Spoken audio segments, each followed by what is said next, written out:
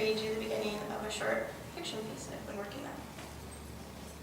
It's called Psychiatrists Anonymous.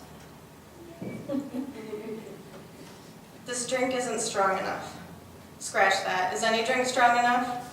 I don't even remember what I put in my morning cup of joe. Coffee mate? Probably hazelnut. I don't think I have resorted to the break room's half and half quite yet. Maybe sugar? Kahlua? Bailey's? Maybe I felt like mixing it up today and put some butterscotch schnapps in. Sip. My throat burns. I definitely made a cocktail of sorts. It's minty. Definitely Bailey's. I look up too fast and my office swirls much like my early morning beverage. Shades of mossy green from the walls and furnishing churn with the beige accents and cherry wood desk and side table.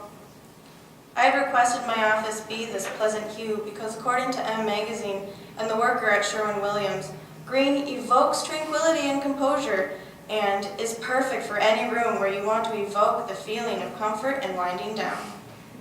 Sip. Evoke is a stupid and overused word. Dr. Anderson, are you listening? The partially bald fat man comes into view amidst the kaleidoscope of my evoked tranquility. I smiled. My eyes seemed to bobble like those googly ones kids make crafts with. Samuel Christensen watched me. Brown pants, brown sports coat, black shoes. It annoys me. Of course, Samuel. I shuffled my papers until my room settled down. How's the divorce going? My wife doesn't think I should be alone with the kids anymore. Says I need supervised visits. I clicked my ballpoint pen and mindlessly scribbled on my notepad. Now, Samuel, remember, she is not your wife anymore. The more you call her ex-wife or mother of my children, the easier it will be to accept the divorce. You're not going to let that happen, right, Dr. Anderson? I mean, I'm not crazy. I just had one tiny freak out. Everyone has a breaking point, right? I mean, I should actually be expected to be losing my footing a bit given the circumstances, right? She's not perfect either. My kids love me. I'm their dad. I just can't see it going any other way but in my favor because I'm not crazy, you know? It's just normal. Yeah, that won't happen. I know you wouldn't do that. Sip. Samuel, I appreciate you filling me in on the proceedings, but you really should discuss these issues with your lawyer and therapist. I'm merely here to diagnose you.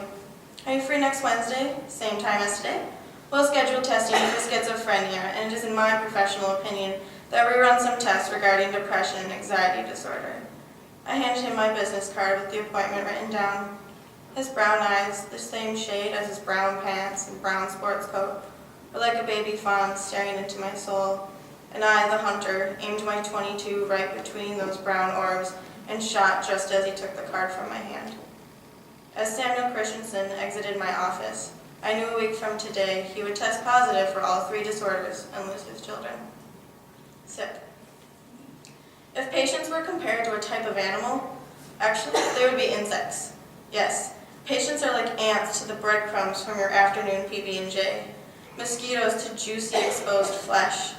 Patients are maggots to the fresh raccoon corpse on the side of Highway 65. To finally escape the suffocating atmosphere that is Creedmoor Psychiatric Center is my favorite part of the day.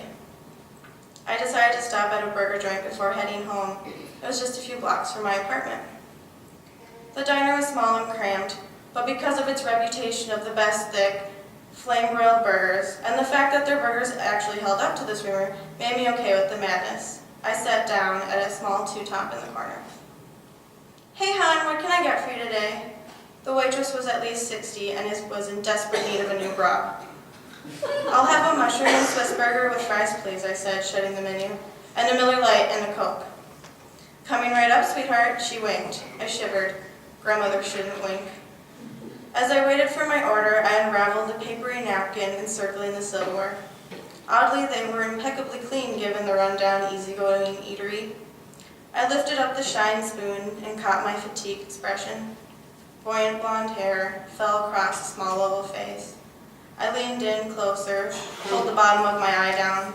The veins were pulsating and swollen. The poorly hidden dark circles under my eyes reminded me I was running out of liquid foundation. Here's your beer and Coke, sugar. How desperately I wanted to say, actually, my name is Amy. Instead, I thanked her like a good, polite human being. Once Floppy Tits had turned away, I chugged half my Coke, only to replenish the missing half with a travel-sized bottle of Windsor. Then I chugged the entire thing. Drinking the Miller Lite after that was a terrible idea. It tasted like dirty water. I hiccuped loudly and giggled, feeling warm all over. Dr. Anderson, is that you? I turned to see an old patient of mine, Tom Markowitz. Not only was he diagnosed with multiple personality disorder, but he was also a kleptomaniac. That made for an interesting couple of weeks with trying to get his meds to work cohesively. Tom, I said, what are you doing here? I should ask you the same thing, he laughed. I guess I just never thought about you having your own life outside of treating me. He smiled, his smile disappeared, and he looked around the restaurant like a gossipy teenager looking out for teachers. Hey, since you're here, and I know it's technically against protocol to interact with patients outside of the office, but I could really use someone to talk to about some issues I'm having.